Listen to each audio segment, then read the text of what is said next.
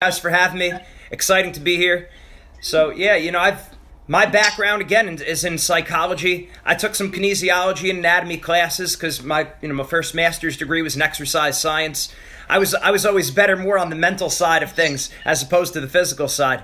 So Dr. Rosen and I, we kind of had that 1-2 punch, that mind and body approach. We were teammates together back in college, best friends since we were like 2 years old. Like we literally played in the sandbox together. We were Ghostbusters. We were Teenage Mutant Ninja Turtles. It's no joke. We go back a long, long way. So yeah, right now, working with teams and athletes all across the country, literally from elementary school, middle school, high school, college, to the Olympic team. And we work with some UFC fighters. So basically, we take some of the toughest people in the world and we make them even tougher. But tonight, we're talking about how we approach injury recovery, especially how that relates to you with athletic training. How do we approach injury recovery, bouncing back from injuries from a mental perspective, right? What are we telling ourselves? So we broke down our entire mindset program down into different mental muscles because we need to be able to conceptualize things when it comes to our mindset, right? The body, we know our legs, our arms, our neck, our back. We could break it down pretty easily. But then when it comes to our mindset, it's a little bit difficult, right? It's like we either have it or we don't. That's not true. There's different mental muscles. So we break it down. It is a little bit subjective, a little bit arbitrary, but we do break it down into different mental muscles that tend to cluster together. So we have a full series on confidence, mental toughness, relaxing under pressure, sleep the night before competition. A lot of athletes have a hard time sleeping. That's going to hurt you recovering mentally and physically, obviously, and also bouncing back from injuries. So our injury recovery series, that's what I wanted to take you through tonight. And in fact, some of our best examples, our best success stories have been athletes who've joined our mindset program while they were hurt. Right? In fact, I've heard from a lot of parents or a lot of coaches around the country, well, we'll start your mindset program after they come back from their injury. And I said, oh no, now's even more of a reason why they need to work on their mindset, because while they're out of practice, they need to make sure they're working on their mind. So some of our best success stories come when athletes are injured. So that might be an important time that not while you're working with them to make your life a lot easier, have them working with a mindset coach. Right, with us, again, going to school for sports psychology, that's exactly what we do. So there's no reason, you want them to make sure they're getting extra work in, right? So they're working with you for recovery, working with a mindset coach, sports psychologist, whoever, for their mindset to make sure they're improving. Make sense? Do we have the worksheets in front of us? I did post them online, so you should be able to find the worksheets on injury recovery in Canvas. Okay, very good. So again, this is very important, and this goes for whatever career we're in, whether it's mindset, whether it's athletic training, whether it's a teacher, as a professor, a parent. It doesn't matter what you're doing. You have to be good at selling the athlete. You have to be good at selling your student or your child. So it's important to get good at making a good sales pitch for yourself. Sales, a lot of people look at sales as kind of like a dirty word, like, oh, we don't want to be a salesperson. We're all salespeople. I'm selling you right now on the importance of mindset. Your professors are selling you on the importance of how to do this work that you're about to engage in, right? So you have to be able to be that salesperson. That another word for a salesman is a salesperson is motivator, a teacher. You have to become very good at becoming a teacher and a motivator. So first thing we have here for our injury recovery series is our week 1. We take them through this on a week-by-week process. So this might be something you actually wind up printing out for your athletes and have them do this in conjunction with your rehab exercises that you're giving them. Right? They might as well be working on their mindset. This is exactly what we give them. So week 1, we talk about developing an action plan to improve themselves while they're injured. So a lot of athletes have this misconception that while they're hurt, they can't get better. Right? Their competition is passing them by. Every day that goes by that they're out of practice, they're getting worse. And that's really not true. And it's up to us to communicate that to them and to get them to see the possibilities. So I know with psychology, the first thing that a therapist, a psychologist, motivational speaker, a mindset coach like us, what we have to do is we have to give hope. We have to give these athletes hope. And the acronym for HOPE, HOPE, you learn to hear other people's experiences. It's a cute little acronym there. HOPE, hear other people's experiences. And then the other HOPE acronym is you realize you want to hold on, possibilities exist. So hold on, possibilities exist. That's what we want to show them. So first, while they're out, while they're injured, they have to know that they're still getting better. So first thing they should be doing is setting a new action plan. Action plans are very big. We talk about goal setting, right? You've heard every coach under the sun talk about the importance of setting a goal, a long-term goal, a short-term goal. Part of that is your action plan. What are you doing on a daily basis to improve? Physically, mentally, emotionally, nutritionally, everything, all across the board. So this is what we have the athletes do. They write down different ways that they can improve their technique. Are they going to review their films and videos while they're out? Even if they're out for the next 5 weeks, if they're out for the next 5 months, are you reviewing your video? How are you improving your technique? There might still be a way you can improve your technique. It's up to you now to get creative. So you want to tell the athletes that, get creative, right? What are they doing to work on their mindset? The perfect time to start mindset training is when they're out with an injury. Now it becomes even more important. Their nutrition. Can they tighten up their nutrition? I was a wrestler, so cutting weight is a big part of the sport, right? You need to be in as small weight class as possible, basically, while not sacrificing your health, obviously. So are we eating as clean as we can? Are there better food substitutions we could be making? What are you doing to alter your nutrition and improve your nutrition? Strength training. Right, just because our left knee might be hurt. I mean, this is what happened to me. Actually, it was my right knee. So my senior year of college, my LCL, I sprained my LCL, so I couldn't do much. The main thing I had to do was rest. Right, what's the healing for that? But a resting process. Well, my coach told me that just because your right leg just because your right knee isn't healthy right now doesn't mean your left leg should go to crap. And he was right. He was a world champ, Olympic silver medalist. So he had me do all kinds of different exercises. I was still rope climbing. I was still doing pull-ups. I was pumping the air down with one leg and the other leg up in the air. I don't know. You don't want to be dangerous about it. So like maybe that's not what you recommend the athlete. I was doing an exercise. It was called a lame dog, which means you're on all fours. I guess all threes, because the one leg that was lame was up in the air, and I'm going up the steps like that. So he had me doing all kinds of exercises. A lot of athletes, what they do, and I'm sure you guys see this already, is that when they're hurt, then they're in the trainer's office a lot of times throughout the practice, or they use it as an excuse to go home. And the coach said, no, you signed up for the sport, you got to stay in the room, or you got to be with the trainer. And it's not just, oh, we're gonna BS and talk about, I don't know, cars, parties, girls, and money or whatever, right? Let's actually take this time to get better. Right? Let's take this time to improve. So what are exercises they could do to improve themselves? They signed up for the sport. So what are they doing to strengthen the healthy muscles that they have? Is there any technical skills they can work on? Flexibility. If my arm is hurt, can I get my legs a little bit more flexible? That's going to help me. Are there any plyometric exercises I could do? So again, the whole point here is to realize they're not out. Mentally, the first thing that a kid is going to do when they get even a small injury is to say, I'm out, I'm done, I can't improve. We have to give hope. And we need to point out they're focusing on the 1% of their body that's incapacitated, or maybe like the 10% because, one thing is connected to the other. So we have to focus them on the 90% that's healthy and the 90% of activities they can do. Does that make sense? Yes. Any questions on that? So installation of hope, we got to give them hope right away. We got to have them realize they are not out, because if mentally they tell themselves, I'm out right now, they're not going to take it as serious. They're not going to take your rehab as serious and all these exercises you're prescribing them. And that's another thing. That becomes part of their action plan. Just like they might have been lifting weights 3 days a week, coming to practice every day. The exercises you give them for rehab, that becomes now part of their action plan. Just as important as their technical training, even more important than their technical training right now. So that's an important thing we need to get across to them, and we got to communicate it. Never assume the athletes are just going to understand it. Right? We have to remind them of that. There is hope. 90% of your body is okay.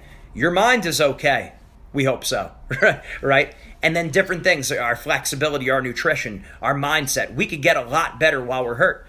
And in fact, There's a lot of athletes that have looked back and said that it was a blessing in disguise that they were hurt. I'm getting ahead of myself. That's another worksheet here. Any questions on that one? Nope. Seeing none. Good? Zero. Good. All right. So then we move on to the next one. And this is basically what I started getting into. No matter what happens to you, and this actually goes beyond injury. This goes for just life in general.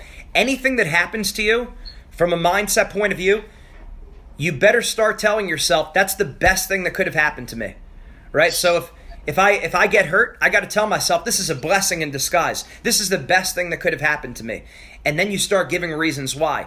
Now I'm focusing more on making my body healthy. Now I'm strengthening other muscles that I haven't focused on in a while. Now I'm working on my mindset for the first time in my life. And it's true. With those athletes coming in and working on their mindset for the first time, they actually improved. They weren't choking as much under pressure. They weren't giving good opponents too much respect. They weren't as slow of a starter. They learned how to open up and compete the way they normally practice. How many athletes do we see? They do so much better in practice than in a competition. Well, once you start working on your mindset, you actually become a lot better at performing under pressure. And pressure is pressure, right? That's why when we talk about mindset, there's no question. It doesn't matter if we're talking about succeeding in front of 1,000 people on the football field or any field at all, wrestling mat in my case. Are we taking the SATs, ACTs, GREs? Are we in a job interview? Are we asking someone we're attracted to out for a date? Are we in a job? Well, I already said job interview. Saying no to drugs and peer pressure. Do you have that mental toughness or don't you have it? Do you have that confidence? Do you know what to focus on in those critical moments? So it becomes important that if we know we're improving during this injury, we could feel real good about ourselves. And the best athletes, the best ones that I've seen and that you've probably seen too, that they've recovered from an injury, they've said this injury was the best thing that could have happened to me. Maybe if nothing else, it just made them more appreciative. It made them more thankful to have the opportunity to compete. So I know a lot of times when athletes put a lot of pressure on themselves, they're not very thankful, right? They're focused too much on winning. Well, after they get hurt, athletes out, a high school athlete out with mono, a little injury, banged up. I got stitches several times when I was in high school. And then when you sit out those matches, you're like, man, I really miss competing. I would love to have that opportunity. So sometimes when you get hurt, it opens up a new perspective towards the sport and you start taking on this attitude of gratitude. An interesting thing that I learned in my psychology studies was the opposite of depression is not happiness. What? Yeah, the opposite of depression is not happiness. The opposite of depression is actually gratitude.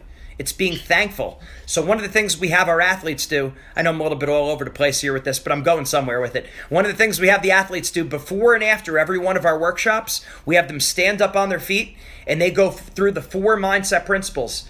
And they are, I'm thankful for the opportunity to wrestle or compete. If you're a baseball player, I'm thankful for the opportunity to compete. I'm aggressive and relentless. I have no fear of losing or making mistakes, and I never ever give up. So they need to have all 4 of those if they want to be firing on all cylinders, if they want to be competing at their best. And the best athletes are thankful for the opportunity to compete. And a lot of times athletes don't realize that gratitude until they're out.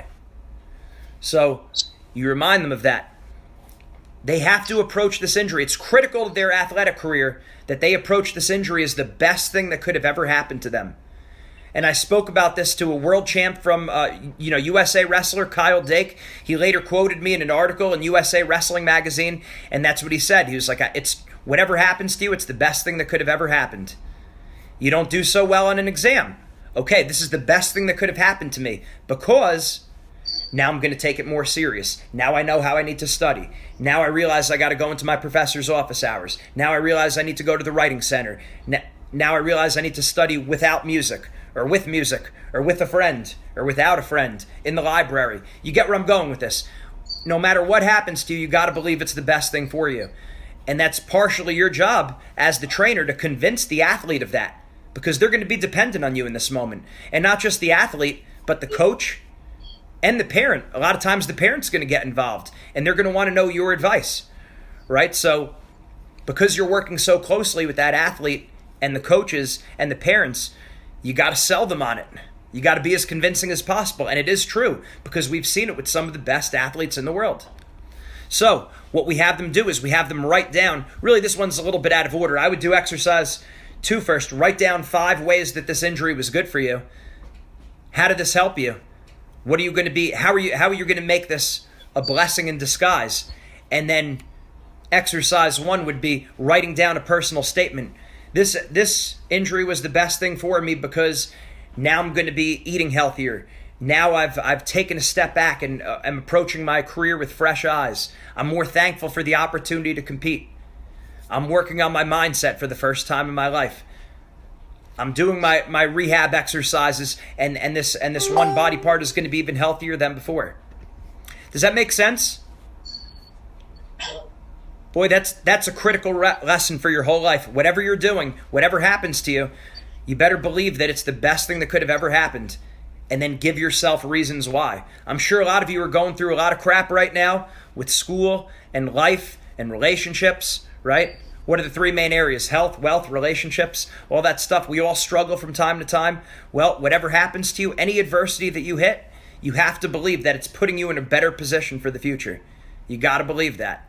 And it's up to you to be creative. So when we talk about when we're very negative with our thinking, when we tend to be pessimistic, and we all get into those low areas, right? I'm not saying it's necessarily depression or anything along those lines, but you start to get there and you tell yourself, I'm okay, right? This is going to be okay. I'm going to come out of this better than I did before. I'm going to recover from this and I'm going to be a better person. And when I come out of this, I'm going to realize I was able to push through more than I ever thought I was capable of getting through. So a lot of times pessimism is just lazy thinking, right? If I get hurt and I tell myself, I'll never get better, that's lazy thinking. No, I need to actually start working hard. See, with mental toughness isn't just like, hey, you can do it. It's actually really digging down deep and thinking, what are some benefits of being out right now? What are some benefits of missing competition? Because for an athlete, missing a competition, that could feel like the end of the world, right? So what's the benefit? So make a case for yourself. You got to be like a lawyer who's using evidence to build a case for yourself. So that's what you got to do. Any situation you're in life, why is this the best thing that could have happened to you? Any questions on that? Does that make sense? Yes. What did you say the 4 principles were? So they were, number 1 is I'm thankful for the opportunity to compete. And I tell everyone, you go to any local hospital or nursing home, and this goes for grad students too, because I remember those times are tough. Or undergrad student, those times are tough too, right? There's people who can't move, they can't think the way you can. You're blessed. You have to feel blessed. And any psychologist that's going to help someone get out of a depression is going to talk about having an attitude of gratitude. Keep a gratitude journal. Tony Robbins talks about it. Oprah talks about it. The positive psychology professor from UPenn, the place I went, graduated from, he founded positive psychology. Martin Seligman. He says you make a list of all the things you're thankful for, and then number 2, you write a 200-word essay to someone who's helped you in your life, and thanking them for helping them. And he said it always ends the same way, like, hugs and tears and everything. And it's like, a very touching experience, but it's gratitude. So number 1, I'm thankful for the opportunity to compete. Number 2, I'm aggressive and relentless. And that means you're not only competing in sports, but you're in the classroom, you're playing to win. You're not playing not to lose. And I don't like to focus on the outcome, right? Of course you have a goal. That's good. It's great to have a goal. Don't focus on the goal. But we're playing to win. We're aggressive and we're relentless. 9 out of 10 times, the person who's aggressive is going to be successful. And for someone who's hurt, being aggressive is going to the trainer, asking for help, taking advantage, capitalizing on their rehab, showing up early, staying late. Right? Same thing in the classroom. Are you going into your professor's office hours? Are you capitalizing on your writing center at the school? Are you asking questions? Are you sitting in the front row? That's being aggressive. That's being relentless. If you're an undergrad and you're looking to get into a graduate school, are you sending the director of the program that you're looking to get into, are you emailing them ahead of time? Or are you just going to be one of the names, one of the 300 or 500 names, maybe 1,000 names that's just in the list? Right? So you want to be aggressive and relentless. So I'm a big believer in that. I interview people all the time for jobs with our mindset business. And if I have 30 people that come into me and 2 of them reach out, who do you think I'm most likely to hire? In other words, if I have 2 people email me, everyone else sends in their resume. I get 30 resumes. 2 of those people emailed me directly. 1 person actually picks up the phone and calls me. I'm more likely to get back to those people, right? So be aggressive and relentless. So that's number 2. Number 3, I have no fear of losing or making mistakes. I have no fear of losing or making mistakes. And normally I like to word things in a positive way, like focus on what you want. Don't focus on what you don't want. But in this case, that becomes like one of the number 1 fears. We're afraid of, and we got to be honest with ourselves. This is you, this is me, this is all of us. And this is the best athletes in the world, the best ones. We don't want to look bad in front of other people. We want to preserve our reputation. We don't want to get laughed at. We don't want to be a letdown. We want to look good in front of our parents. We want to make our parents proud, or our family members, or our friends. We want our boys to give us props, our friends, whoever, right? We want people to respect us. We do, right? So I want them to say that out loud. I have no fear of losing or making mistakes. The best athletes look at losing and mistakes very differently than average athletes. The best athletes look at failure and mistakes as part of the process. I'm not saying they like to lose. They still hate to lose. I still hate to lose right now. But I understand that losing is part of the process. A sport like baseball, if you get out 7 out of 10 times, you're a Hall of Famer. As a hitter, if you make an out 7 out of 10 times, you're a Hall of Famer. That's a 300 hitter, right? A lot of things like that. In sales, you get a lot of no's, right? It happens. Same thing, whatever it is. We're just afraid of looking bad in front of other people. Oh, you don't want to ask the person out on a date because how embarrassing would it be if they shut me down, right? We got to plow right through that. That's soft. Right? We got to suck it up and we got to plow through. It's okay if you're going to reject me, but I'm not going to reject myself. That's the attitude we need to develop. And it's not putting me up on a pedestal or putting you up on a pedestal. It's that the way we look at success and failure has to be different than the average person. When I see a big room like this, I have to make certain assumptions. I have to assume that a lot of people in the room want to be great. I mean, that's the audience I usually speak to. People who are really trying to accomplish a very high goal. So we have to view success and failure very differently than the average person. We can't have any fear of losing or making mistakes. Or even if we do, that's okay. That can't stop us from plowing forward. So I have no fear of losing or making mistakes. And number 4 is I never ever give up. I never ever give up. And that's whatever situation it might be. That's, again, sports, school, life, business, your career. It doesn't matter. You just keep fighting through. I remember when I was in grad school and times were tough, like they often were, I would remind myself, this is a good problem to have, right? And even now, I don't like using the word problem. I'd rather use the word challenge. You don't need to use the word problem ever again. Substitute that word for challenge. And it does the same exact thing. And it opens up possibilities, right? People don't like problems. People like challenges. But I remember thinking, this is a good challenge to have. I'm in school. Right? I'm working on getting a degree. What would be a bad problem to have? And then I'd think of all those other things. Right? Make sense? So be thankful. So being aggressive and relentless and never ever giving up. And we could give up while we're losing. Of course, most of the time we give up when we're losing, but we could give up while we're winning too. Right? You might get a B in your class and it's like that. I can't tell you if that's a success or failure. If you were capable of getting an A, that's a failure. If you were capable of, if you were probably a C student and you got a B, then maybe it is a success. So we got to look at it differently. Just because we're doing well in the class, don't pump the brakes. Throttle down. Step on the gas and finish strong. And the same thing, if we're not doing so well, don't quit. Do as well as you possibly can. And obviously in sports too, and especially when we're dealing with injuries, I never ever give up.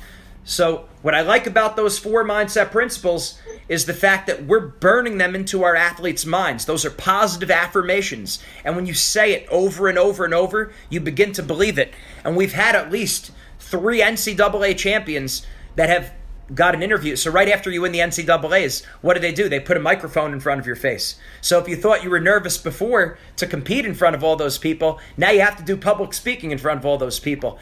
And in fact, they say the number 1 fear is what? The number one fear is public speaking. The number two fear is death. So Jerry Seinfeld, he commented on that. He said, so most people would rather be in the casket than saying the eulogy. And that's a pretty funny thing. But that's a funny thing. But in any event, that's true, right? We get worried. Because we're afraid of making those mistakes. Where was I going with that?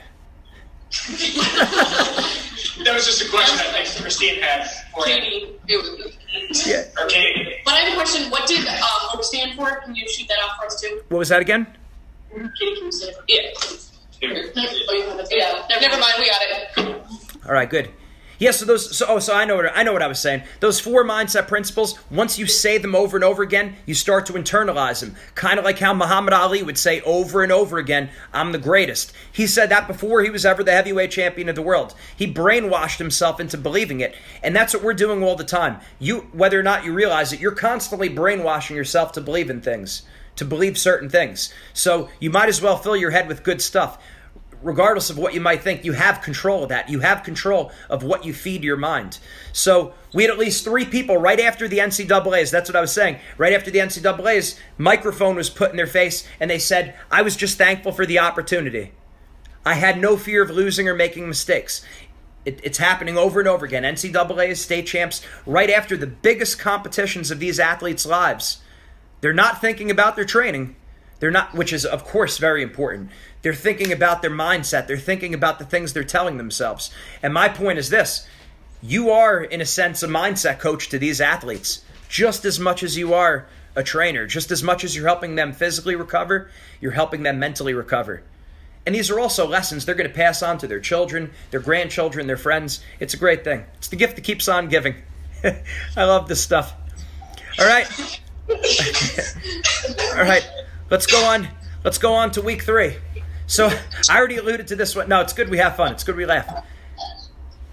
So week 3, injury recovery. We talked about this already. The word HOPE. It's an acronym for 2 things. Hear other people's experience and hold on possibilities exist. So when we're out, when we're injured, we don't think we're capable of maybe bouncing back. So what we need to do is we need to get them to see hope. It's one thing for me to tell the athlete, you can do it.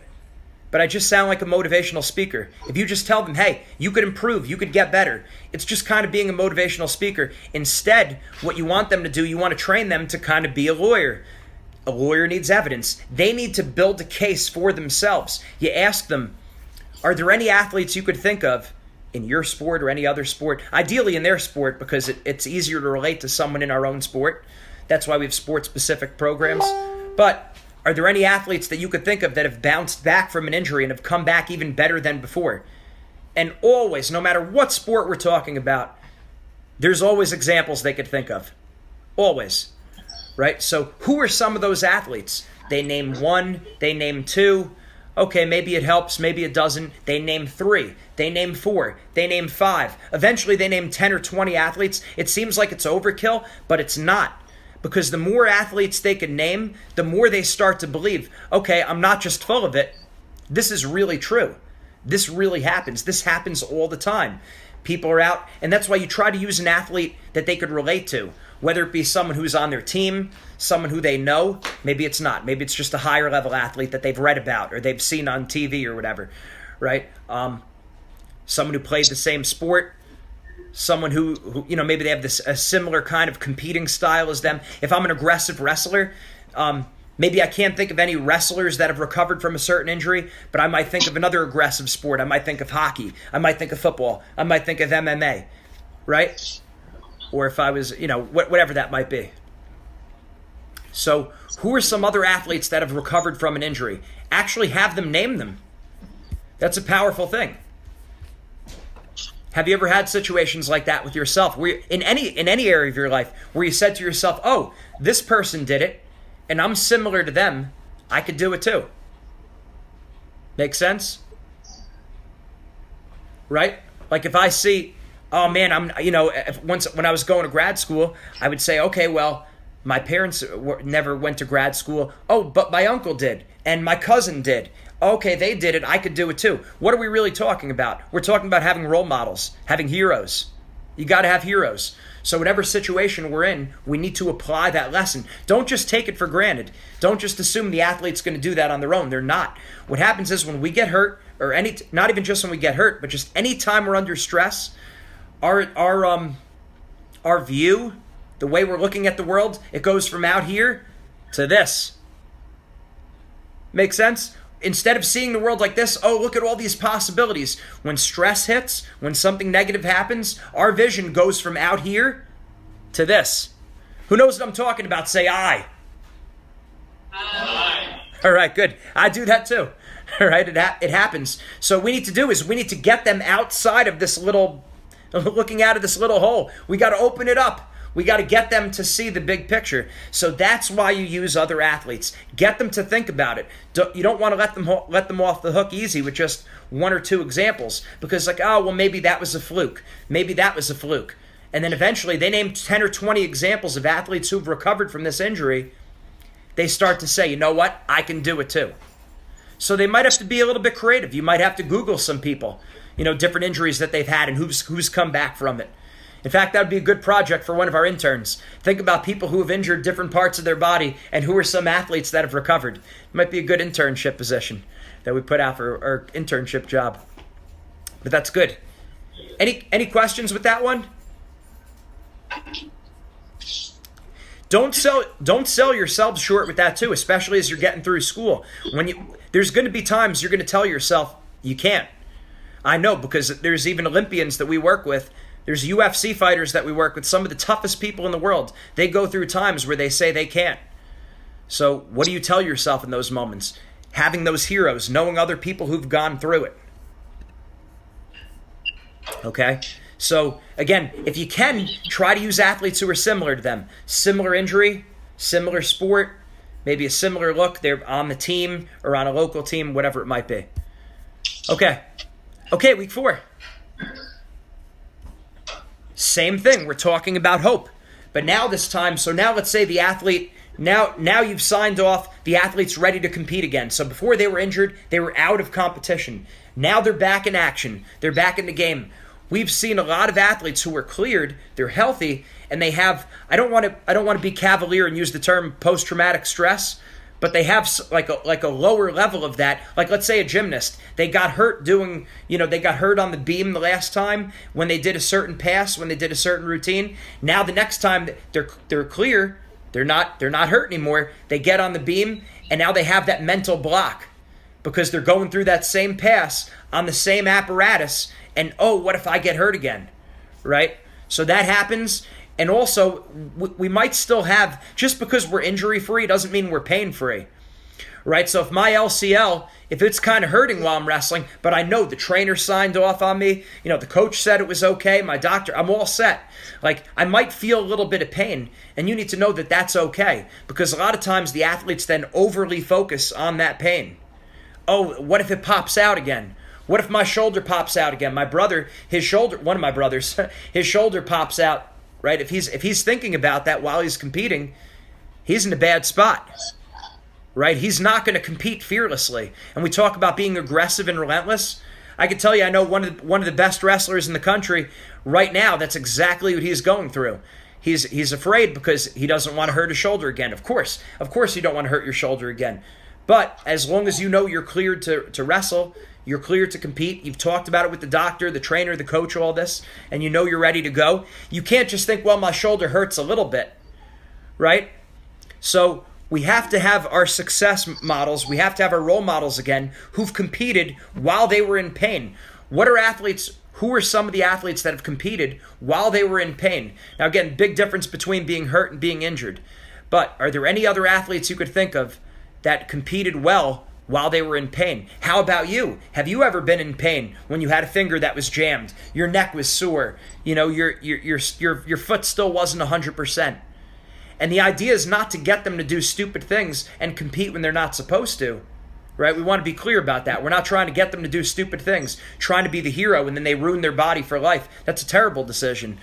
But they feel it a little bit. They feel it in their leg. They still feel it a little bit in their shoulder, but they're okay. They have to be fearless, and they have to be ready to go. So who are some athletes that have proceeded through the pain and have succeeded? So again, the more examples they could give, the better. The more examples that are similar to them, the better. Make sense? Yes. It's basically the same exercise, except the one we're talking about people who've bounced back from an injury, and now we're talking about our role models, our heroes, of people who've competed while they still had some pain. All right, and I tell the athletes all the time, if you don't think you're ready, then don't step out there. But once you make the decision to compete, you got to be ready to go, and you can't be thinking about the injury. Any questions with that? And again, you can see how these kind of lead one right into the other. And now with week 5 right here, competing fearlessly despite the pain.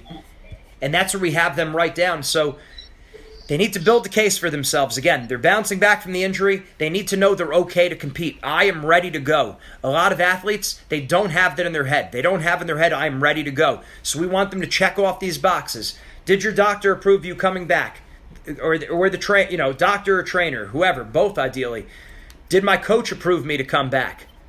Have I consistently been performing my rehab exercises? This is also why it's important. Your rehab exercises are not only important to physically improve, your rehab exercises are also important to mentally improve. So when you step out there in the field of competition, you know you did what you had to do to get yourself prepared.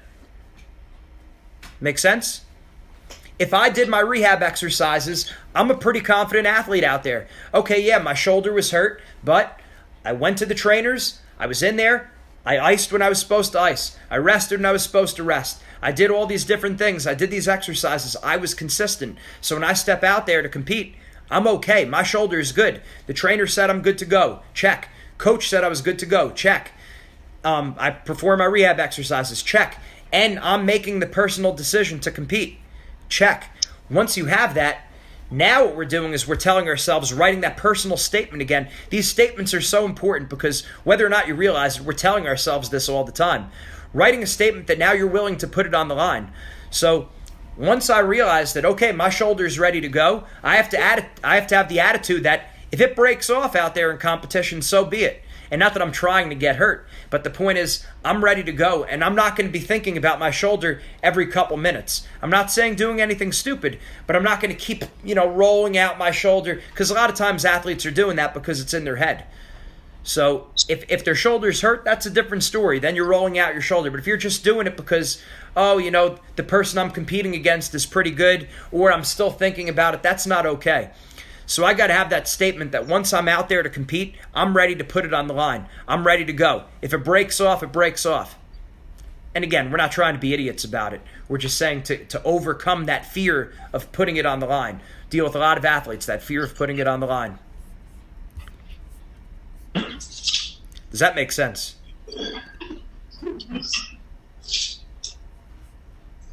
Yes. Right? So pretty straightforward.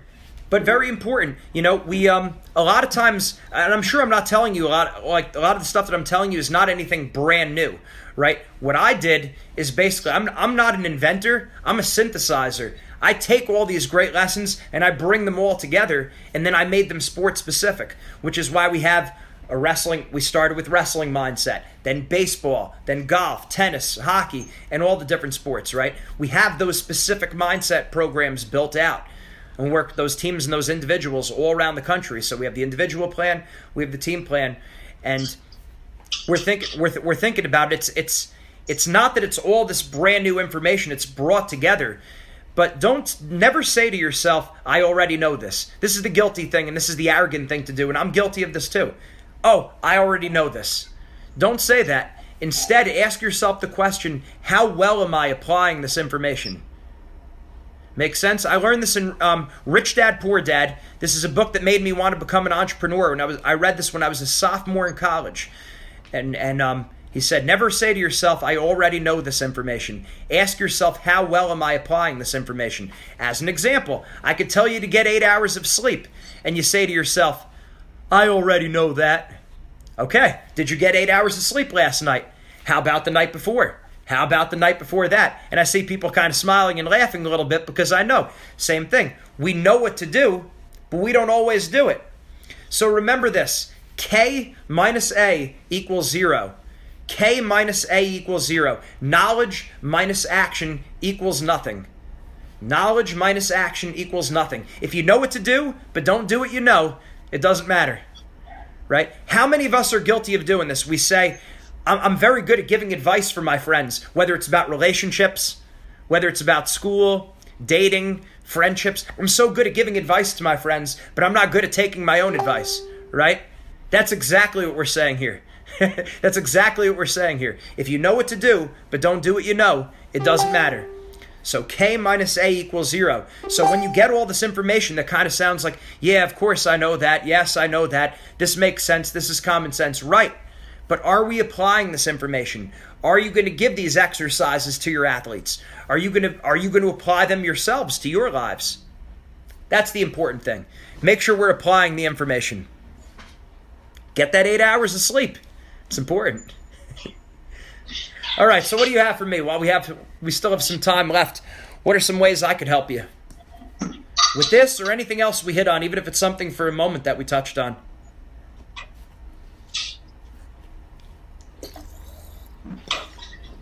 So the mindsets that you're talking about, it seems like it's very effective if it was more so injury that you can return to compete.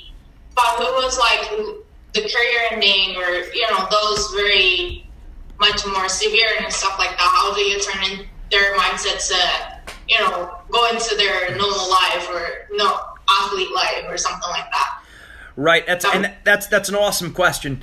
And that's why I think, see, with the whole field of sports psychology and mindset, and this is, I'm actually liking this to training, athletic training also.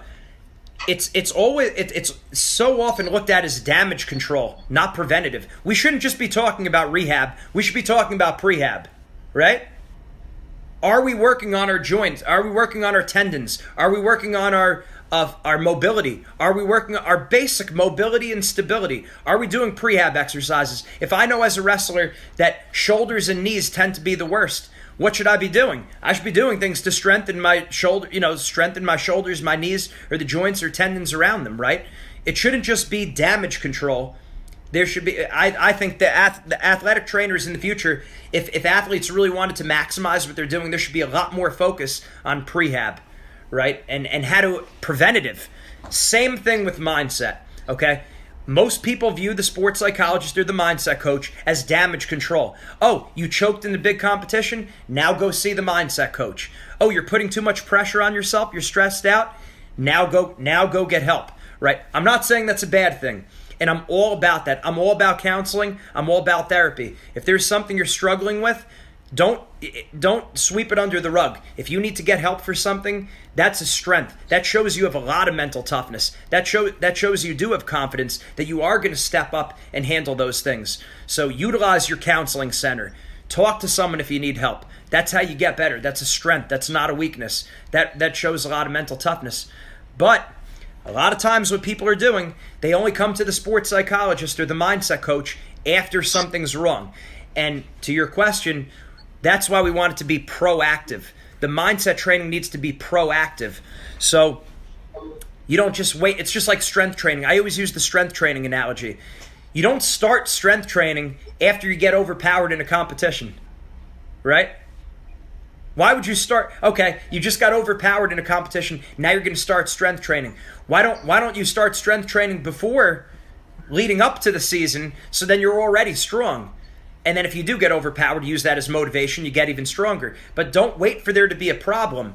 So it's the same thing with mindset. You want to have a proactive approach. And that's why we've created is a systematic mindset program as a preventative. And not just a preventative. We all have strengths. I could tell you about mindset right now. Everyone in this room has strengths. Everyone has weaknesses. I have strengths. I have weaknesses. It happens, right? You're only as strong as your weakest link. So making sure that you improve the areas you're weak at, and then take the areas you're really good at and make it freaky. Make it freaky. All right? So when we talk about what about when they have that career-ending injury? one of the topics we talk about in our systematic program is mental toughness. Okay? Mental toughness means a lot of different things to a lot of people, right? I try to look at the most mentally tough people in the world. I was a big student of history. You look at the Spartans, the samurai, the Aztecs, the Apache, the U.S. military, all those different, right? You guys, some of you watched the movie Gladiator or 300, right? Or Braveheart, whatever it is. What do the greatest warriors have in common? Not afraid. Two things. Two things they have in common. They know what they believe, and they're willing to die for it. They know what they believe, and they're willing to die for it. So what does that have to do with being an athlete? A lot. All right? It has a lot to do with being an athlete. If you know who you are, if you know what your life is about, if you're clear on your faith, on your morals, on your values, guess what? Sports is icing on the cake. The problem is our society does not do a good job of that. Our society does not do a good job of that. Our society makes sports and even our academic success and our career, it makes that the cake. And I don't want you to do that. You need to know who you are as a person. We need to know our values. We need to know our morals. I'm not telling anyone what to believe, but you better know what you believe. All right? Because exactly, sports needs to be a metaphor for your whole life. You need to use sports as a vehicle to make you a better person. Sports should make you a better student. It should make you a better citizen. It should make you a better son or daughter. It should make you a better significant other. If not, you missed the boat. You missed the big picture. The big lesson that sports could teach us, you missed it. If you don't use sports as a vehicle for your whole life. So we're constantly saying you got to know what you believe and willing to die for it. So it is that extreme, because what happens once sports ends? Now it seems like life or death for a lot of people. Oh man, it's like a part of your life. Really, I mean, think about it. Some of you are high-level athletes. When your career ended, it felt a little bit like a death, didn't it? Like a part of you was dead, right? So how are we going to bounce back from that if we don't know who we are and what our life is about? So that's real important. That's really, really important. And, again, don't take my word for it. Look at some of the top athletes. Look at some of the most successful people. And not surprisingly, a lot of them are people of faith. A lot of them are people who have very strong morals and values. Because it's not just about the car I drive. Of course, look, I want to be successful as much as the next guy. In college, I wanted to be a national champ. Now I want to have an international business. We're getting pretty close to that. We have things that what our career is going to look like, what our family is going to look like. But you have to know that when a lot of things, certain things aren't going to work out for you. And when they don't work out, it's that mindset, and it's also the values that you have. Does that make sense? I'll give you a good story for me, personal story. So I got my undergrad degree at Penn, got my first master's degree at Springfield College, exercise science. I was at LaSalle University going for my doctorate. Dr. Rosen and I, we were roommates together at that time. He was in Philadelphia as an athletic trainer for the University of Pennsylvania, and I was going for my doctorate at LaSalle. And I was 45 doctoral credits in, passed my first competency exam. I got a C in statistics. You have to get at least a B- in statistics. So I got to retake the class. I got a B- the next time, but this time the criteria went up for a B. So instead of being a B-, because I had to take it again, the criteria went up to a B. And 3 days before Christmas, I get kicked out of the program, dishonorably discharged. That was it. I wanted to be a clinical psychologist. That was my goal. All right, now what? I was knee deep in the program, year and a half in. My goals and my dreams were wrapped up in that. Obviously, I was devastated. I cried like hell. Right? I'm not going to put on a front. It was a very sad thing. But I knew that in my head, I still want to help people. I still want to be a mentor. I want to have my own mindset business. Because remember, as a sophomore in high school, I read that book, Rich Dad, Poor Dad. So I knew I wanted to own a mindset business, and I knew I wanted to help people. And because I knew that, and because my faith, my morals, that was an important thing to me, I said, that's just not going to stop me. It derailed me. Sure, it derailed me. Did it change my path? Yes, it did. But, and I say, going back to the second exercise we did, it wound up being the best thing in the world for me. In terms of the business, we made it into a positive, right? We could do a lot of things as mindset coaches. We could do a lot of things now with our business that a sports psychologist can't do, right? And that's not putting down a sports psychologist. It's just I needed to pave my way a different path. But if let's say my entire identity was wrapped up in getting the doctorate, and that was all that mattered. It's great to have the goal. It was my goal. That would have knocked me off my horse. A lot of people, they go into a depression after something like that, right? And the same thing with our sports goals. Same thing with the career-ending injury. All that stuff. And same thing, adversity is going to hit in life. One thing I really believe this is that everyone, no matter how talented you are, no matter how successful with you are, everyone is going to run into some tough times. Everyone.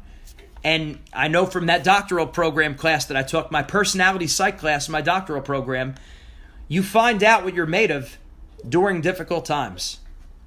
You find out what you're made of. But you don't want to wait till you get into those difficult times to be prepared. Right? And that's knowing who you are. Look at the great warriors. Look at the great athletes. So you know who you are, you know what you believe, and then if your career ends, okay, now let's take those lessons and let's apply it to life. If I have an athlete that tells me they want to quit sports or they get hurt and that's it, their career, we don't really break stride. Okay, what's the goal now? Let's put the action plan in place. How are we going to relax under pressure? It's the same thing. How do we apply those lessons now to this? How do we apply those confidence lessons to their life? How do they take health and fitness and use that to improve themselves in life? Right? Too many fat coaches. Think about that. There's a lot of people, you're in sports, you're in real good shape, you're working hard and everything. We don't apply the lessons sometimes to our lives. I'm guilty of it too. I ate like crap when I was competing. And it's like, what a great time it would have been to really learn about my body and health and everything. And a lot of us, we just blow the opportunity. So we want to teach that lesson to our athletes. And as best as we can, we want to be living the code. Because if our athletes look at us, right, a leader needs to do three things. A leader needs to know the way, show the way, and go the way. Got to do all three. Know the way, show the way, and go the way. And most people believe a sermon that they watch rather than a sermon that they hear, if that makes sense. If you're telling them to, do the best they can and to really work hard and to follow instructions, if they see you're like that, they're more likely to follow that. That's just human nature, right? So I know that's a long answer to that question, but knowing who we are. It can't just be about sports. Using sports as a vehicle for their whole life. That athletes need to be reminded of that. What else?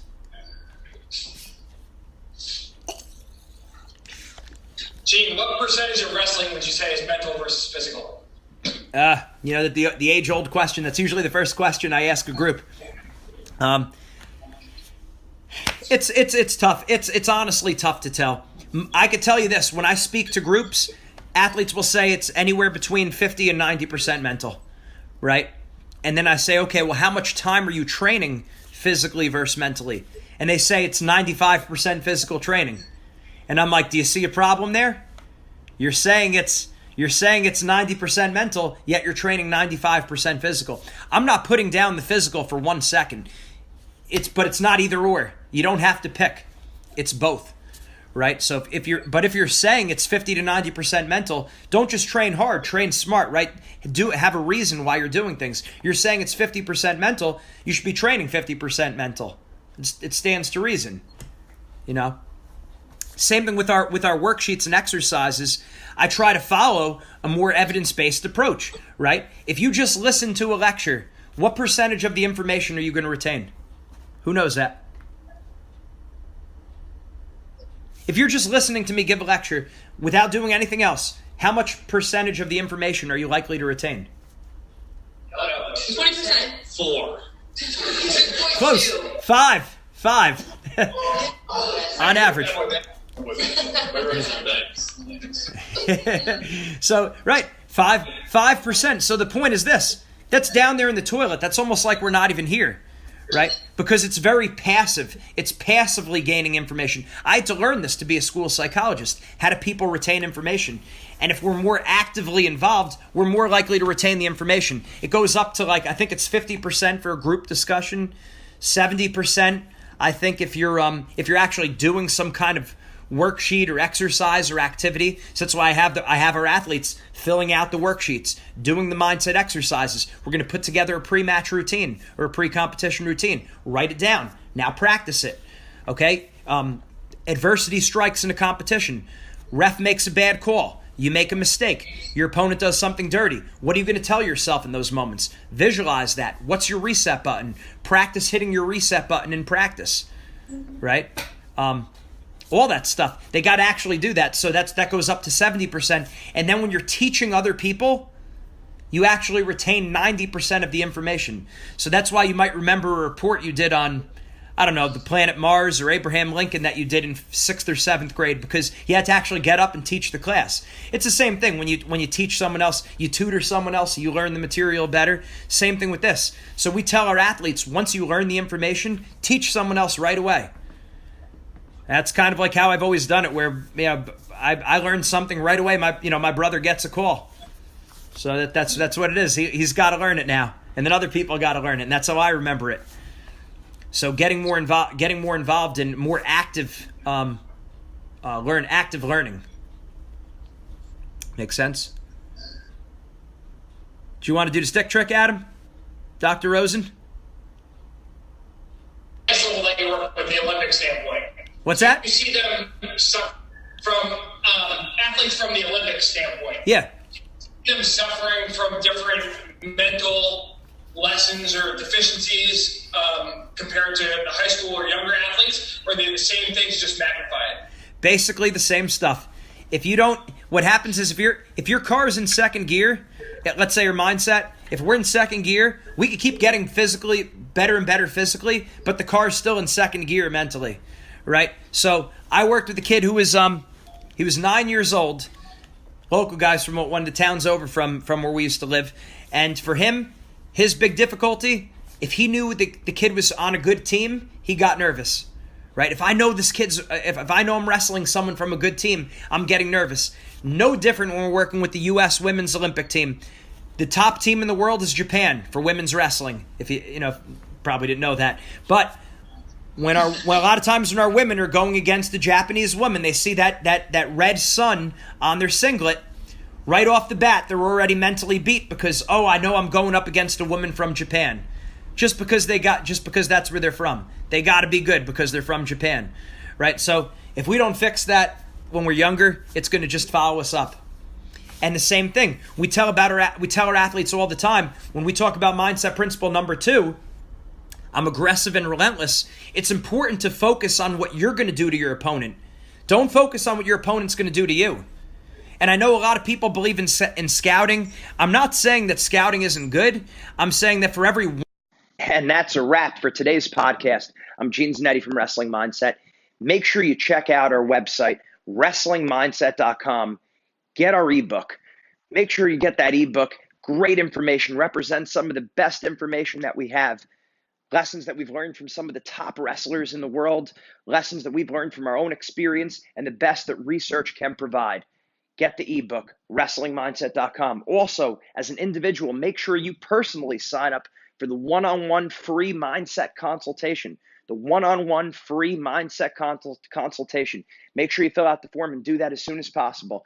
The best results always come from one-on-one individual attention, whether it's strength training, whether it's technique, or whether it's mindset. One-on-one individual attention is always the best. Thanks for joining us. Make sure you join us again for our next podcast. Mindset makes the difference. Have a great day.